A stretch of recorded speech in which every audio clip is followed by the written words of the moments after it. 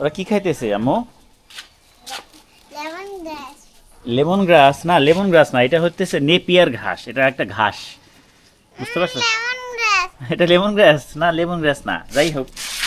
এই যে আমার খরগোশগুলো হইতেছে এই ঘাসগুলো খাইতেছে। এটা মূলত ওই যে গরুর জন্য যে ঘাসগুলো চাষ করা হয়, এই পাতাগুলো দেখলাম খরগোশও খুব পছন্দ করে। এই দেখেন কত মজা করে খাইতেছে। পাশাপাশি আমার মুরগি যে একটা ডিম পারছে, ওরাও খাবার দাবার করতেছে। আজকের ছাদ বাগান ব্লগে মূলত আপনাদের সাথে শেয়ার করব।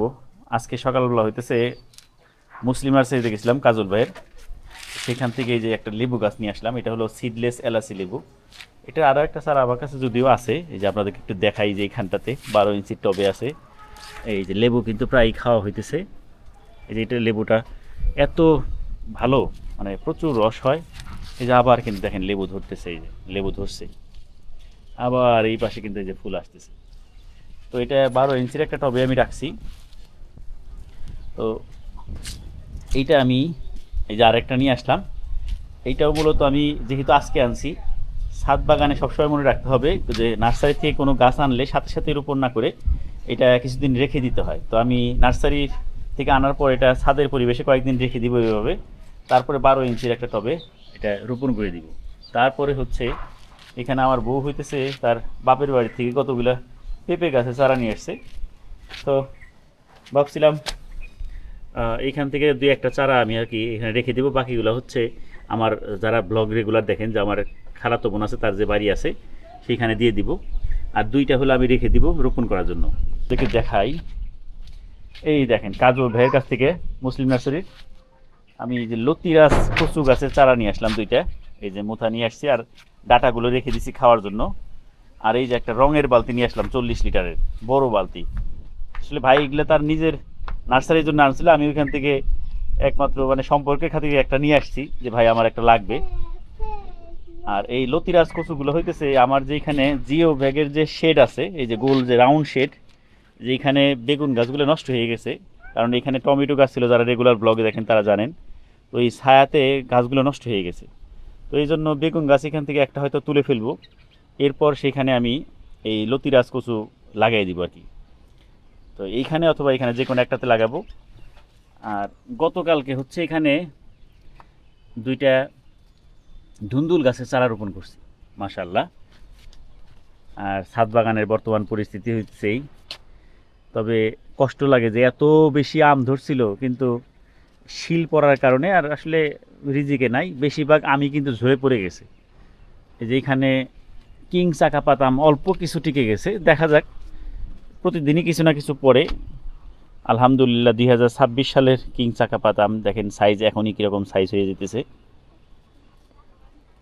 তো আজকে হচ্ছে এইগুলো বিকালের দিকে রোপণ করব। আর এটা হচ্ছে সেই লম্বা মরিচ গাছ, প্রচুর মরিচ ধরে, আবারও ফুল আসতেছে। তো বাগানের হচ্ছে এই পরিস্থিতি।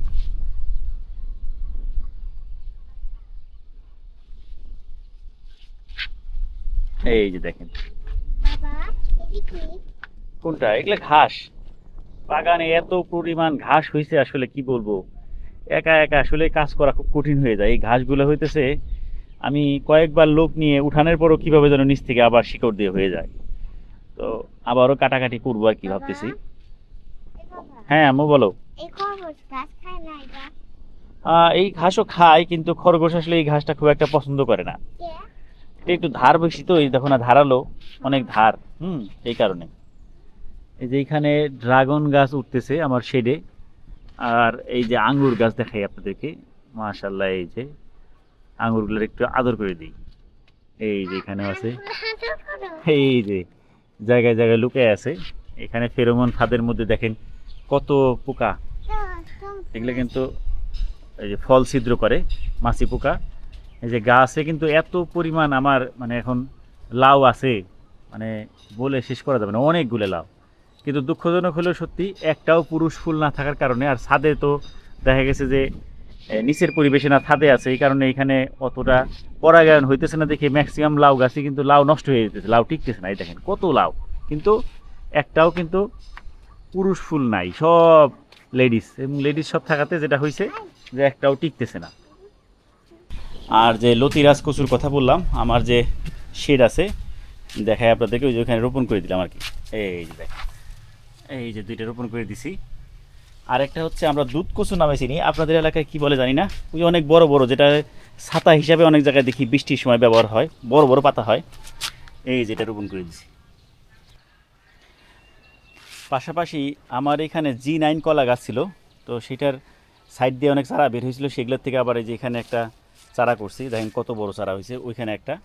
আর যারা রেগুলার ব্লগ দেখেন তারা জানেন যে এখানে একটা বড় কলা গাছ ছিল, তো সেটাতে এক কাইন কলা ছিল 30-35টার মতো, সেটা খাওয়া শেষ, সেইটারই চারা হচ্ছে এগুলো। তো ওইটা নিয়ে বিস্তারিত আমার 1-1.5 বছরের জার্নির যে কলা গাছের যে জার্নি, সেই ভিডিওটা একটা ভিডিওতে আসবে।